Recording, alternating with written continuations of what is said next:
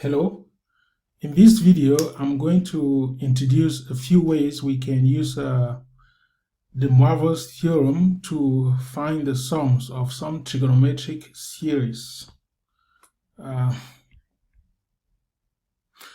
But before we get into that, I would like to recall a few things that we should know about before we move on with this topic.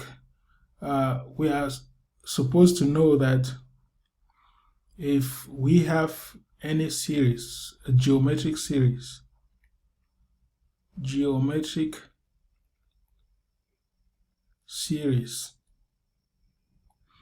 of the form, say, Sn equal a, the first term is a plus a times its common ratio r plus ar squared plus ar cubed plus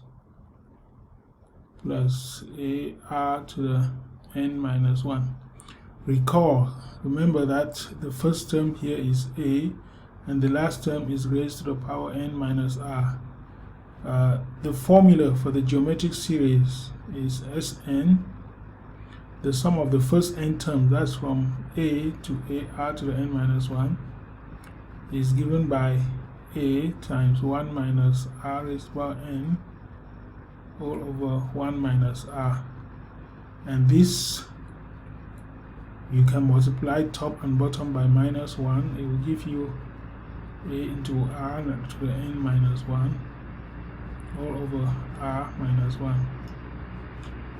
So these two formulae are can equally be used. The second thing we should recall is for the complex number e raised to the power I theta, we know it is equal to cos theta plus I sine theta.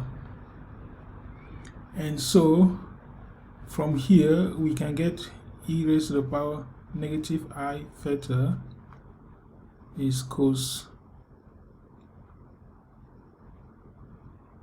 of negative theta plus I sine of negative theta. But cosine of negative theta is the same as cos theta, so it's cos theta. Sine of negative theta is negative sine theta, so it's cos theta minus I sine theta.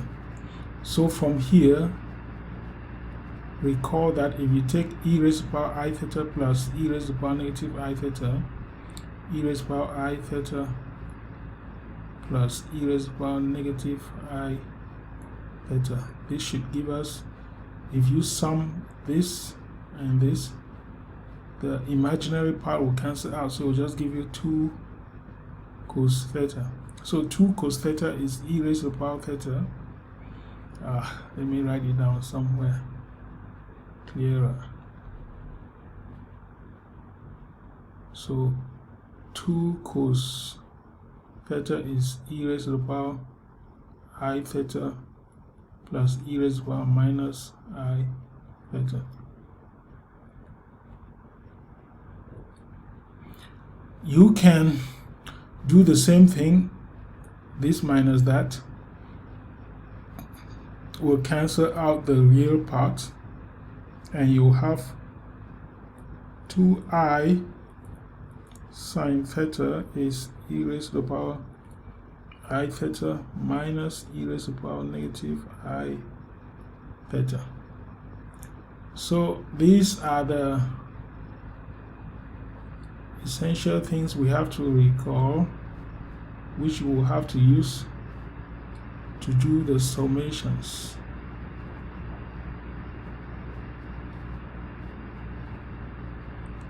Okay, so moving on, let's say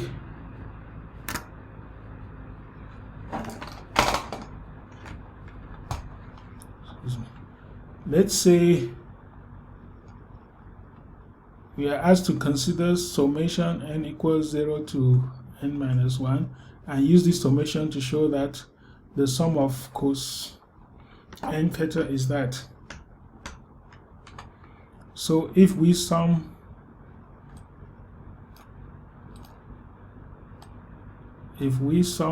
z raised to the power n from n equals 0 to n minus 1, what are we going to get? We will get here 1 plus z squared plus z cubed plus, and the last term will be z raised to the power n minus 1. This is a geometric series with a 1 and r is z. So the sum of the first n terms will be a, which is 1, times r raised to the power n, z raised to the power n minus 1, all over z minus 1. Yeah? And from here, we can now substitute our z. Z is a complex number.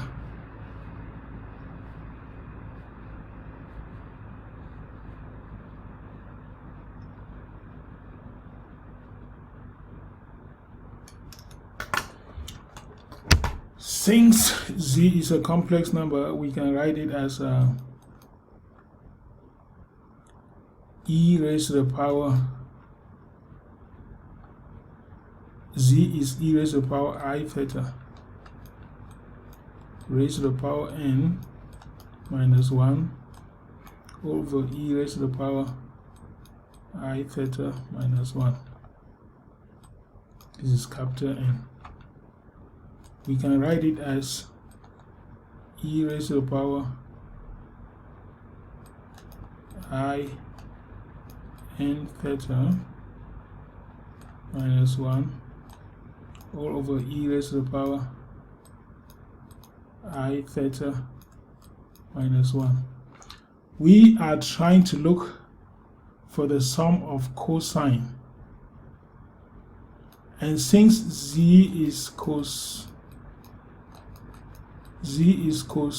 theta plus I sine theta, then cos n theta, we know that if you raise z raised to the power n, it will give you something cos n theta plus I sine n theta. So cos n theta here is just the real part of z.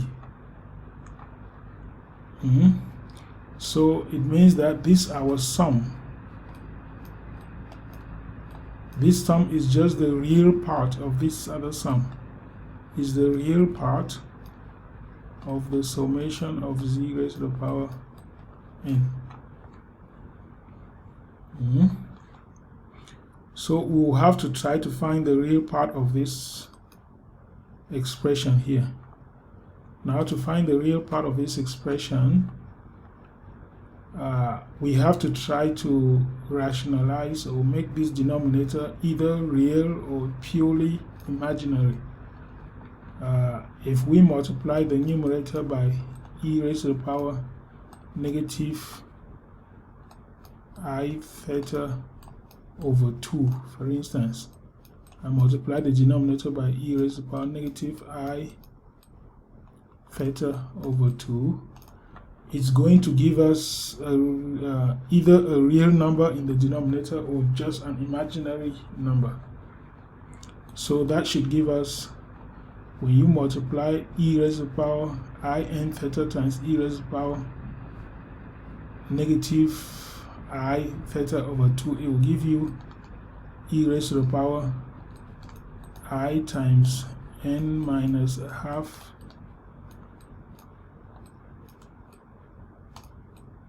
theta minus e raised to the power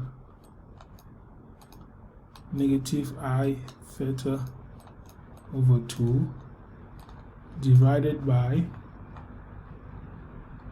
when you multiply this one, you'll get, the reason we are doing this multiplication is just to get this denominator to be either purely imaginary or purely real. And so this will give us e raised to the power I theta over 2 minus e raised to the power negative I theta over 2. Now remember that this denominator e raised to the power I theta minus e raised to the power negative I theta is 2I sine theta over 2 in this case. Right? And so we can convert this numerator into cos and sine. So this will give us cos n minus a half theta plus I sine n minus a half theta minus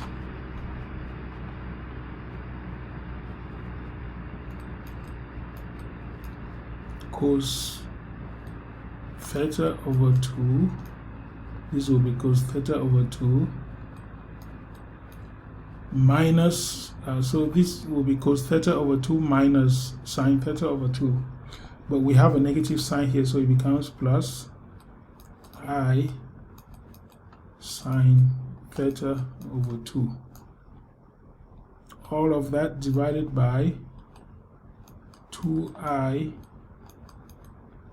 sine theta over 2. Okay. Now, this whole complex number here, the real part of this complex number will be what? Because we are looking for the real part of that summation.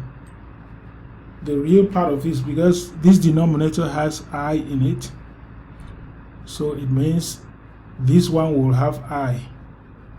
The I here will cancel with the I in the denominator, and the I here will also cancel. So the real part will just be what you have I for the numerator here. This plus that. So it will be,